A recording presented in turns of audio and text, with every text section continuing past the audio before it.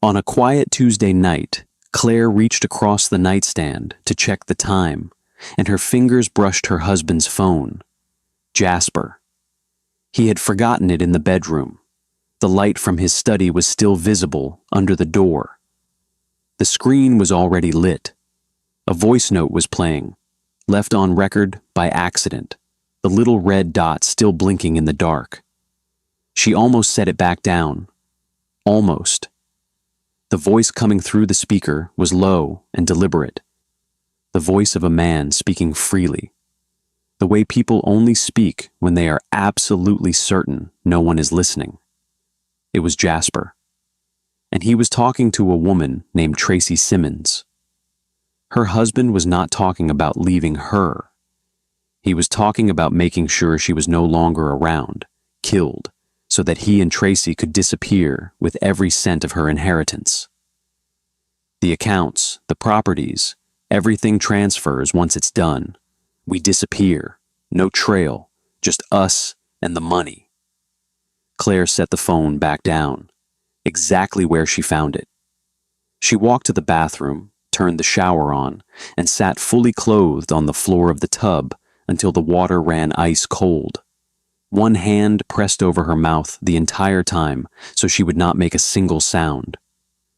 When she finally stood up, she looked at herself in the mirror, mascara streaked, clothes soaked, eyes wide, and said one thing to the woman staring back at her. Not today, not ever. She did not sleep that night, but she did not panic either. Jasper came to bed sometime after midnight.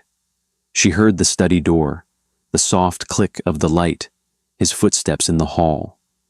She closed her eyes before he reached the bedroom.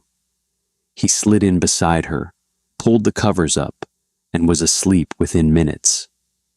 She lay perfectly still, listening to him breathe.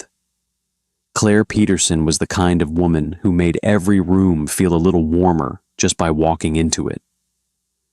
She was 34, the director of operations at Maplewood General Hospital, the person everyone called when something went wrong, the one who stayed late without being asked, the one who remembered every nurse's birthday and every patient's name. She was brilliant, deeply kind, and she gave everything she had to the people she loved without ever thinking twice about it. She had a good home, a stable life, and a husband she trusted completely. His name was Jasper Holt. Smooth-talking, well-dressed, always had the right thing to say. On the outside, he looked like a man who had it all together. On the inside, he had been quietly becoming someone else entirely, and Claire had absolutely no idea. 6 weeks before the night that changed everything, Claire's mother had passed away after a short illness. It was the kind of grief that hollows you out from the inside. And in the middle of that grief, she inherited everything her mother had left behind. A multi-million-dollar estate, properties, bank accounts, all of it transferred completely into her name. She had leaned on Jasper through every single day of it. She believed he was holding her up. She had no idea he was doing the math. A few hours after she heard that voice note, she was on the phone with her attorney, Preston Clark. She spoke for 22 minutes, kept her voice completely steady, and by the time she hung up, the first step was already in motion. The next morning, she hired Ray Harmon, one of the most respected private investigators in the country, 20 years of federal work behind him, the kind of man surprised by nothing. He listened to everything Claire told him, nodded once, and said, "Give me 3 weeks." So for 21 days, Claire Peterson performed the hardest role of her life. She cooked Jasper's favorite meals. She laughed at his jokes. She kissed him goodnight and lay beside him in the dark, eyes wide open. One Thursday evening, she made his favorite. She set the table, lit the candles, poured his wine. He reached across and squeezed her hand and said, "You're incredible, you know that?" She smiled and said, I know. And inside, there was nothing. Not pain, not rage. Just this strange, cold, absolute silence. Like a part of her had already left the room and was watching from somewhere far away. She refilled his glass. She smiled again. That was the hardest thing she had ever done in her life. While she sat across dinner tables from the man who was, planning her death, Ray's team was pulling everything apart. Secret bank accounts, a trail of messages between Jasper and Tracy mapping out every detail. The date, the method, the name of the third party hired to make it look like an accident. Every piece documented. Every recording authenticated. On day 21, Claire signed her name at the bottom of the cooperation documents, stepped back, and let the FBI take it from there. A few hours later, they moved in on Jasper and Tracy at the house. Claire was 3 miles away in a federal field office, a cup of tea going cold in her hands, watching a live feed on a laptop screen. Jasper and Tracy walked through the front door together, unhurried, easy, like two people who had nothing in the world to worry about. They were inside for less than 90 seconds. Then the doors opened again. 14 agents, every corner covered. No room for confusion about what was happening. Tracy screamed, the kind of scream that comes from shock, not fear. From a person who truly did not believe this day would come. Jasper went completely still. He did not fight it. He did not run. He just stood there as they read the charges. And you could watch it happen in real time. The color leaving his face. The front going out of him. The calculations he had been running in his head for months. Collapsing all at once into nothing. He turned slowly and looked directly into one of the cameras. At the field office, Claire set down her cup of tea. She breathed in slowly through her nose. She breathed out. It was over. Jasper received 22 years. Tracy received 14. On sentencing morning, Claire sat in the courtroom in pale ivory, still, composed, hands folded, and neither of them could hold her gaze. She closed her eyes, exhaled slowly, and let it go. In the holding facility afterward, Jasper sat with his face buried in both hands. He thought about Claire's laugh, the way she always gave him the best portion of whatever she cooked, the way she used to rest her head on his shoulder on Sunday mornings and tell him she was the luckiest woman alive. He had looked her in the eyes every single day, knowing what he was planning. And now, in the silence of that cell, with 22 years stretching out before him, the full weight of what he had destroyed came crashing down all at once. I had everything, he whispered to no one. She was everything, the most extraordinary woman alive, sitting across from me every morning, loving me completely. And I threw her away for greed, for nothing. I will spend every single year of this sentence understanding that. Every night, every waking moment behind these walls. And it will never be enough. He pressed both hands harder over his face and wept. Not the dramatic kind of tears, but the quiet, broken kind that come when a man finally understands exactly what he has done. In a separate room, Tracy sat in silence as the full truth settled over her. The moment they had separated her from Jasper, every story she had told herself simply collapsed. And I will live with what I almost helped him do to that woman for the rest of my life. She had written a letter to Claire 14 times and never sent one. She suspected no words existed that could ever be enough. A few weeks later, the divorce was granted quickly and entirely in her favor. She walked out of the courthouse on a bright Thursday, stood alone on the steps for a moment, and breathed in the strange, enormous feeling of being finally free. The weeks that followed were not easy. There were nights she could not sleep, Not because she missed Jasper, but because she grieved the marriage she had believed she had. The years she had poured into someone who was quietly plotting her end. Grief is strange like that.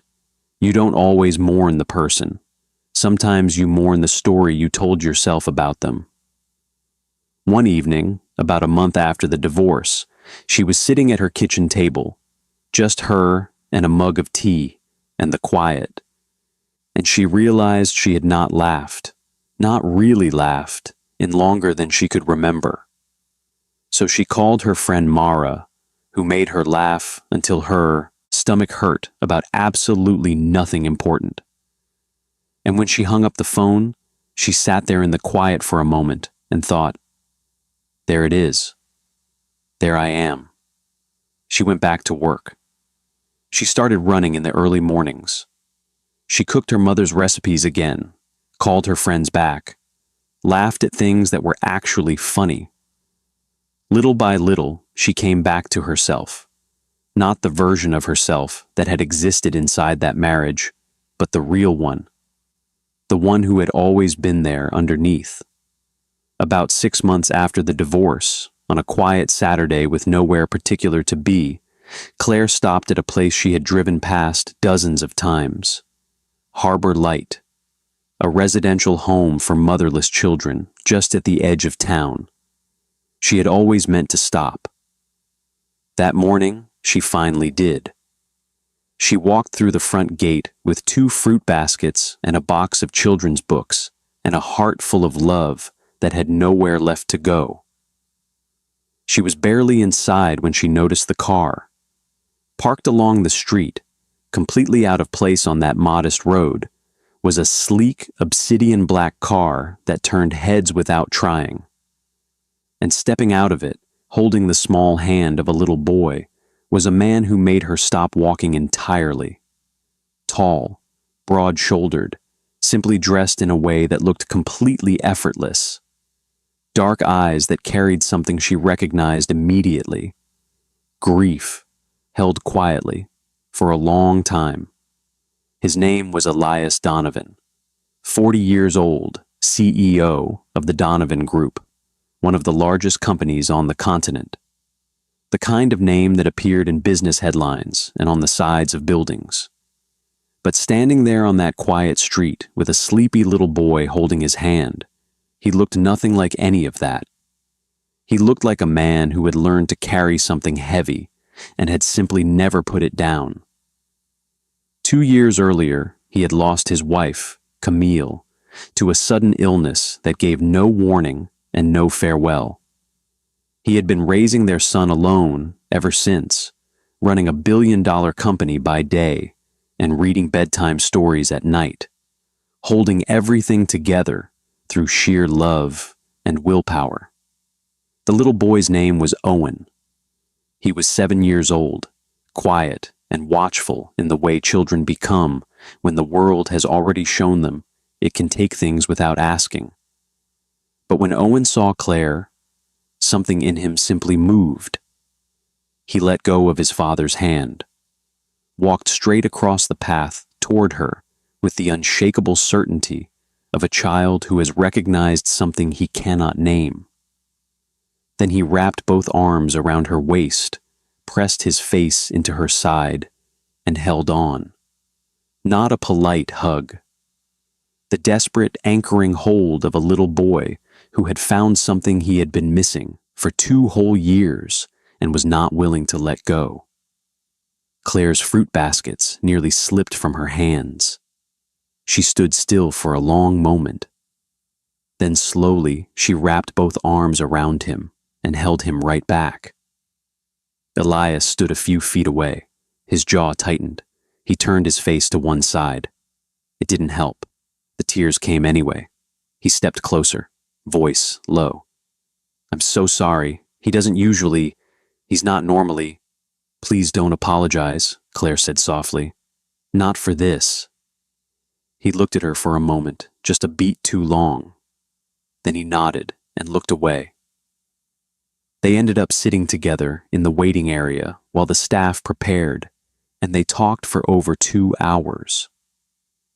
Owen stayed pressed against Claire's side the whole time, one small hand wrapped around her fingers, the matter apparently settled as far as he was concerned. Elias told her he had come to begin an adoption process, that Owen had been asking for a sister in his quiet, persistent way, and that grief had taught him one thing above all else: don't wait for ready. Claire smiled at that. She understood it in her bones. She told him enough of her own story, that she had survived something she never saw coming, that she was still healing, that she had come here that morning because she had love in her chest with nowhere to go. He listened the way certain people listen, like the rest of the room had stopped existing. When the staff returned to say the process would take several weeks, neither of them looked particularly disappointed about the wait. As they stood to leave, Owen looked up at Claire with absolute 7-year-old seriousness. "You have to come to our house. I need to show you my train set." Elias glanced at her, like, corner of his mouth lifting just slightly. "Just for a little while," Claire said. It was not just for a little while. In the weeks that followed, they kept finding reasons to be around each other. Elias would bring Owen to visit, and then stay long after Owen fell asleep on the couch with a toy train still in his hand. He and Claire would sit at her kitchen table with mugs of tea and talk, really talk, the way two people do when they have both been through enough to know that small talk is a waste of good time. He made her laugh. She made him think. And slowly, without either of them naming it, something was growing in that kitchen that neither of them had expected to feel again. One evening, he took her to a neighborhood restaurant. Nothing fancy. They were there for 3 hours, and the food went cold on both plates because neither of them noticed. He walked her to her car, and they stood in the quiet street, and neither of them made any move to leave. "Same time next week?" he asked. She smiled and said yes. The following week, he showed up at her door with her favorite flowers. She had never told him what they were. "How did you know?" she asked. He looked almost embarrassed. "I pay attention." She looked at him for a moment, this man who showed up quietly, who listened without an agenda, who had been paying attention to her in the small ways that matter most. Then she stepped aside and let him in. A few evenings later, she cooked for him, one of her mother's recipes, the kind that takes all afternoon. He sat at her kitchen counter, watching her move around, and they talked the whole time, laughing, easy, comfortable in the way that only happens with someone who already feels like home. When she set the plate in front of him, he took one bite and went completely quiet. "Elias? Give me a second," he said. "I just need a second." She laughed, open and unguarded, and he looked up at her like it was a sound he wanted to keep. A few weeks later, he drove her home from dinner, and they stood at her front door, talking well past midnight, neither of them willing to be the one to end the night. She looked up at him. He was already looking at her. He reached out and gently tucked a strand of hair from her face. Slowly, carefully, like she was something rare he was afraid to disturb. "Claire." "I know," she said quietly. He kissed her the way a man kisses a woman when he has been holding back for weeks, tender and deliberate, both hands framing her face. She leaned into him, his arms wrapped around her, and for one long, still moment, they stayed just like that, foreheads together, the whole street quiet around them. She drove home that night with a smile she genuinely could not put down. About a month after that, on a Thursday evening, Claire was in Owen's room finishing a bedtime story. He was already half asleep, curled under his blanket, his small chest rising and falling slowly. She closed the book quietly and stood to leave. and from somewhere half in a dream, Owen murmured, "Good night, Claire, Mama." Just like that, casual and certain, like he had always said it. Claire stood in the doorway for a full 10 seconds without moving. She made it to the hallway before she fell apart.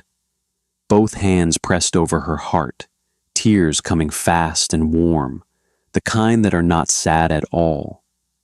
The kind that come when something you didn't even know you were hoping for just quietly lands in your hands. She had survived the worst thing that had ever happened to her. And somehow, on the other side of it, she had found this. A few months later, in early spring, Elias drove her to the waterfront on a calm evening. Owen fell asleep in the back seat within 10 minutes, wrapped in his favorite blanket, completely at peace with the world. Elias parked along the water. The city glittered in the distance. The air was cool and still. He turned to face her, reached into his jacket pocket, and then he got out of the car, walked around to her side, opened the door, and knelt. No speech prepared, no performance, just steady eyes and a heart he was finally ready to give. "I would go to the moon and back for you. I would build a road there if that's what it took. You are the answer to a prayer I didn't even know I was praying. I have watched you love my son as though he was always yours. I have watched you put yourself back together with a kind of quiet strength I didn't know existed. And I know, with everything in me, that I want to spend the rest of my life standing beside you. Will you let me love you? For good? For always?" She said yes before he finished. From the back seat, Owen stirred, looked through the window, and pumped his tiny fist in the air. They married a few months later, small and intimate, just the people who mattered, with Owen standing beside his father in a little fitted suit, beaming so hard that every guest in the room reached for a tissue. 3 weeks after the wedding, the adoption was approved. They brought home Sophie, bright-eyed, sharp, curious, 5 years old, and full of the quiet hope of a child who has not yet given up on the world. The day she arrived, Owen was waiting at the door holding a drawing, 4 stick figures under a yellow sun, names written in careful, uneven letters. He held it out without saying anything. Sophie studied it. "Is that me?" Owen nodded seriously. "That's your spot. I saved it." She looked at the drawing one more time. Then she hugged him. And just like that, without any ceremony at all, the family was whole. Owen grew into the most devoted, playful big brother, always saving Sophie the window seat, always first to hold her hand on a hard day, full of a warmth that everyone around him could feel. Sophie blossomed, sharp, funny, fiercer than anyone expected. She fit into the Donovan household like she had always been the missing piece. Claire was promoted to CEO of the Maplewood General Hospital Network. Elias restructured his schedule to be home more. Together, they launched the Camille Donovan Foundation, dedicated to maternal health and support for families navigating sudden loss. On Saturday mornings, all 4 of them ran together, Elias and Claire side by side, Owen sprinting ahead, Sophie insisting she was the fastest and occasionally proving it. In the evenings, they cooked together, badly and happily, and ate around a table that was always a little too loud and never quite tidy, and absolutely, completely the center of everything. This was not making do. This was not moving on.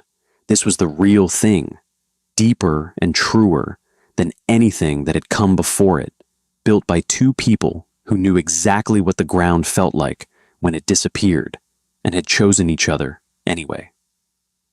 If you are walking through something painful right now, if someone you trusted has taken your love and used it against you, please hear this. Your story is not over. The chapter you are in is not the last one. There is life on the other side of this. Real, full life, not a lesser version of what you lost, but something deeper and truer, built on a foundation that cannot be shaken. Claire Peterson lost everything she thought she had. And on the other side of all of it, she found a love that would go to the moon and back. A little boy who called her mama before anyone asked him to, and a daughter whose spot had been saved all along. Protect your peace. Trust yourself. Do the quiet, brave, daily work of healing. And stay open. Because sometimes the most extraordinary chapters of your life begin in the most unexpected waiting rooms. If you enjoyed this love story, please like, comment, and subscribe to see more heartfelt tales. Your support helps us continue creating the stories that make your heart race.